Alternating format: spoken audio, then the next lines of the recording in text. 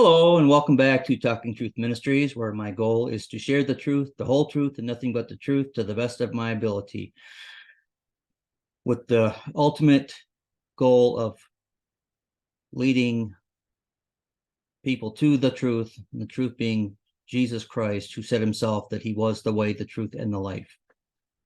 So tonight is my Search for Truth Sunday, and I'm going to pick right up where we left off. The Israelites had just crossed the Red Sea, and they were at Mount Sinai, and God is talking to Moses up on the mount for 40 days and 40 nights as he dictates the law to Moses, and he writes the 10 Commandments on 2 tablets of stone. So I wanted to talk about a little bit about these 10 Commandments and basically the gist of what they mean. So the first commandment is, thou shalt have no other gods before me. Now, if you look at this, most Christians have been raised that there was only one God, and everything else was just, like made up, ideas, and they weren't actually other gods. But as we can see that God says there shall be no other gods, so there must have been other gods that he could be referencing that they're not supposed to worship.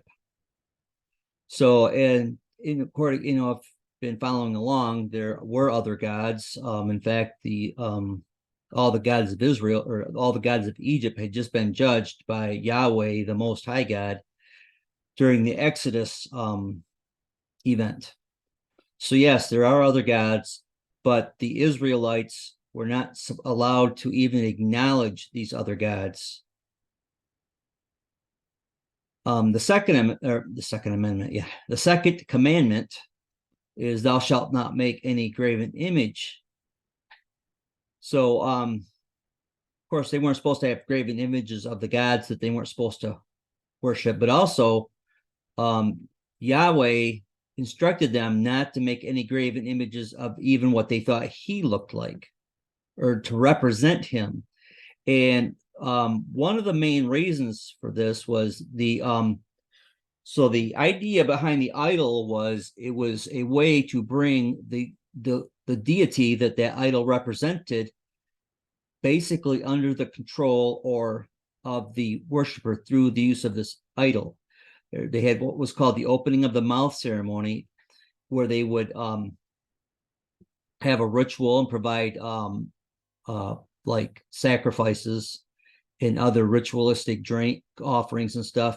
And this would bring the deity to the location where the worshiper had the idol. And of course, Yahweh was like, nobody's going to control me. You're not going to try to make me do what you want. But that was the whole idea behind an idol, was it would bring the deity that it represented to the location of the worshiper, or the person who possessed the idol. Thou shalt not take the name of the Lord thy God in vain. Now, most people are taught that this basically means you shouldn't use God's name as a swear word, which you shouldn't. But this goes much deeper than that. They would take oaths in the name of a god in conjunction with the idol. But if they would take the oath in the name of the god, that was basically saying that the God is going to guarantee what I'm promising. When you made an oath, you were basically saying, my God is going to do what I want, because I'm swearing this oath. And again, Yahweh wasn't going to be controlled by any person. So, we're not allowed to use his name to make an oath of a guarantee of an action or whatever. Jesus even talked about this. Just basically, he said, let your yes be yes and your no be no, or basically honor what your word says. Have enough integrity and honesty to, if you say you're going to do something, do it. Don't feel like you have to have a God to back you up. If you say you're going to do something, do it. And that's in Yahweh. God was definitely not going to honor any oaths like that. In fact, it was a sin to even imply that he might. Then the fourth commandment is one of those that there's a lot of controversy about it because it says, remember the Sabbath day to keep it holy. Now, the Sabbath day in Israelite, what am I trying to say? Yes. Well, they were the Sabbath day was the holy day because God had rested on the Sabbath day, and he said that that was his day of rest, and he commanded the Israelites to rest on that day. They were not allowed to do any work other than, bare necessities like providing food for their, their animals or their families, but they weren't even supposed to cook. They had to just make sure that, everybody had food. In fact, during the time of the wandering in the wilderness, they weren't allowed to pick up manna. Well, there wasn't going to be any manna on the Sabbath day, and they weren't allowed to store any manna except for on the night before the Sabbath to hold them over till the day after the Sabbath when the manna would be provided again. They weren't allowed to pick up sticks. They weren't allowed to build fires or any of that stuff on the Sabbath. Now, well, let me continue. Then I'll kind of go more into because there's groups now that believe that Christians should also have to keep the Sabbath, and many Christian groups say, well, the Sabbath was changed to Sunday, and that's the day we worship on. But there's more to it than that. The fifth commandment is honor thy father and thy mother, that thy days may be long in the land. Now, this is different than saying that you have to obey your father and mother. As an adult, we honor them by living an honorable life that they would be proud of, and we make sure that they're taken care of when they're when they're unable to take care of themselves. But a lot of that is make sure you don't damage your parents' reputation by your lifestyle. You want to bring honor to them by exemplifying what they believed in. And that thy days may be long in the land. That's again one of those promises to the nation of Israel. Thou shalt not kill. More literally, it means thou shalt not murder. Obviously, you kill animals to eat, and you kill bugs when they're in your way, and you kill, if you're in a war, you kill the enemy. If someone's trying to kill you, you can kill them back, or your family, you can, you can kill somebody in defense of your family if necessary as a last resort. Thou shalt not commit adultery is pretty simple, but Jesus even elaborated on that, even on the, he elaborated on all these, like he equated being angry with somebody as, it could be construed as murder, or lusting after a woman could be, or a man, I guess, can be construed as adultery. But basically, adultery is pretty known by most people. You don't fornicate or have sexual relations with somebody who's not your spouse. Thou shalt not steal is pretty self-explanatory. Don't take something that doesn't belong to you. Thou shalt not bear false witness against thy neighbor. Don't lie. And then thou shalt not covet. Don't wish that what somebody else has was yours. Now, there's nothing wrong with saying, I wish I had something like that. But the coveting comes when you wish somebody else's property was your property. But something to remember, especially when it comes to like the fourth commandment, the 10 commandments, if you read through, the Torah, the law, the Pentateuch, there's actually 613 commandments, but those 613, which include the 10 here, but the others are, they basically further define or explain what these 10 commandments, how to fulfill them and how to, obey them. So the 613 commandments are kind of like amendments to our Constitution and stuff, like, would be the same kind of an idea. It is basically, these are the laws right here, and then the others go into greater detail. and explain, how to, again, like I said, how to obey them, or how to fulfill them, or how to perform these laws. Now, when Jesus came along, and I won't go into a lot of this, I have a video, I believe, that if I can find it, I'll post on about this. But when Jesus came along, he said he came to fulfill the law. So he basically, in his life, he brought the all the 613 laws, and he brought them basically to a completion, and which included the 10 commandments. But if you read everything Jesus said, he said, the new commandments I give you: love God and love everybody else. That is basically how you fulfill these laws now, is you love God and love everybody else. If you do that, you won't, have no other gods. You won't make no idols. You won't take his name in vain, and you'll remember to worship him, and you'll honor your parents, and you won't kill, murder, commit all this stuff.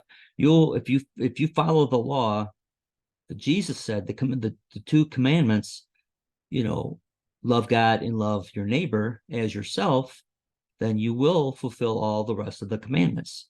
Now, as far as the day of worship, the Christian church has adopted the day that the Lord was risen as the day to worship him. When Jesus Christ rose from the dead, it was the first day of the week. So the church adopted that day as the day of worship for the Lord. I mean, we should really, and the Holy Spirit was given to us for spiritual rest. But I mean, there's nothing wrong with taking the Sabbath, which we in modern era call Saturday, which that's a whole nother story, because Saturday is Saturn's day, and Saturn is another name, if you research it enough, is Satan's day, who he kind of in the paganism tried to abscond and take the Lord's day upon himself. So but we can worship every day. We have the freedom. We worship differently. I mean, we don't have to go to temple, and I mean, we should go to church and have a day of worship and gathering together. In Hebrews, it says, forsake not the assembling of yourselves together. So, whether it's a big congregation or a home church, you should always gather with the saints. That fulfills, the day that we worship God and we honor him. He never really, in the New Testament, if you look now, all the apostles except for Luke were Jews. So yes, they're going to carry on their customs. Jesus didn't tell the Jewish saints to stop, Sabbath, going to the temple on Sabbath and all that. I mean, he still observed Sabbath and all that when he was alive. But when the church was born after the day of Pentecost, everything changed. And you'll never see now now Peter was the one that brought the plan of salvation to the Gentiles, but Paul was chosen by the Lord himself to be the apostle to the Gentiles. And you will never see in there any reference there. He's telling these Gentile Christians that they have to observe the Sabbath and they can't eat certain. In fact, there was a council because Peter gotten a little bit of a there was a little bit of a what's the word I'm thinking? Peter and Paul got in a little bit of fight because Peter was hanging out with the Gentiles until the Jewish Christians come along, and then all of a sudden he started acting like he's just this Jewish, and everybody has to be like the Jews, and Paul's like, what you're saying isn't right. And there was a dispute. That's the word I was thinking of. There was a dispute between Peter and Paul. So they sent a delegation to Jerusalem to talk to the elders about the Gentiles. And it was determined that they're not going to make the Gentiles, keep all the Sabbath, all the Jewish law, because the Jews had a hard time keeping it. They were only asked to refrain from making oaths and to to not eat meat that was sacrificed to idols or to false gods or demons or whatever. But they weren't asked to keep the law because, you know, there wasn't the Gentiles' customs. They had their own customs, and they had to, and they still had to, you know, learn how to change, you know, the pagan beliefs. And unfortunately, if you look down through church history, a lot of the pagan beliefs crept back into the church. And I'll talk more about that as we get into that time period in this lesson. But the Ten Commandments were primarily for the Jews. They were the, you know, the laws and the commandments that were given to the Jews to make them a separate nation, to be different from the Gentile nations around them. So that's and that's all I'll say on that. There's more we could go into, but I research it, you know, if you have questions still. So they were at Mount Sinai when I'm gonna do this. I'm going to do the slideshow so I can make this bigger. So Mount Sinai is also known as Jebel El Lautz, and it's in Saudi Arabia. In fact, Paul said that Mount Sinai was located in Arabia. You can see there's lots of this Ron Wyatt. He was an orthodontist, I think, by trade, but he was also an amateur archaeologist who wanted to investigate biblical, try to find biblical relics, I guess, he went on archaeological digs to look for biblical stuff, sites and, you know, locations and stuff. And through his research, now he passed away in 1996, sadly, but a lot of his work still carries on in a website called Anchorstone. I think it's anchorstone.org, but I'm not positive. But he found a lot of these different I can't think about it. They found this stuff that is biblically related, and he found this, what he thinks, like this here is probably the altar where Aaron sacrificed the golden calf, because there's a bull on it, and I don't know if I go into that or not, but I will a little bit. Let me go back to this. The reason they made a calf was because the bull was the main god, the god of power. You know, they believed that the bull represented God, and that's, you know, they didn't know what to do because Moses was gone for so long, and they tricked Aaron into I don't know if they tricked him, they just basically forced him into it. You know, he caved. But anyway, so he found this area that looked like, you know, had all these inscriptions and looked like artifacts. That's the word I kept trying to think of, artifacts. And there's this mountain that looked like that was burned on top, and there was this, you know, altar, and they found pillars, and just, if you read through the scriptures, and I'm not going to read this whole article, you can probably find this on the Anchorstone website. His name is Ron Wyatt. And you can see this picture here of this rock. I got a better one now. So when Moses was commanded to, when they ran out of water, and he was commanded to strike the rock so water will come out of it. Well, they found this rock here, and let me see if I got a better picture of it. It's huge, ginormous. I mean, this little speck would be about the size of someone standing there. But they can see around this rock where it's split right in half, and you can tell that they're, you know, just imagine, we'll go with the more probable number of 70 to 90,000, up to the common idea that there's 2 million people. That's a lot of water, plus other animals. So, you know, without thinking about it, you might just think this little stone and this little trickle of water. No, I'm sure it was like a geyser, like, you know, maybe Old Faithful just shot water out, and it, you know, was so much that you can still see the erosion where the water washed things away and just wore the rock down. It was so much. You know, the thing about the Bible is it just gives the bare minimum for a lot of these incidents, you know, and these events that we don't really have a real grasp on how things occurred when they did. But and so this is that rock. Obviously we don't know 100% positive, but it's right there, and it has all the signs that it was probably that's where it happened. Now here, this is from I think this picture was taken back in the 90s, early 90s. But there's a monastery down here, and there's what they think the Golden Calf, and there's a town. They got a visitor center, and so it's not an unknown area anymore. But here's sign here. I'll tell you, the top of it looks like it is dark, like it maybe was burnt somehow, like when God come down in a cloud of fire. So I'm going to stop here for tonight, and then we will talk about.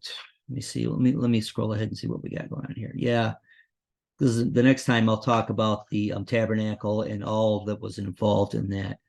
So again, hit the subscribe button. Thank you for watching. Share this channel with your friends, your family.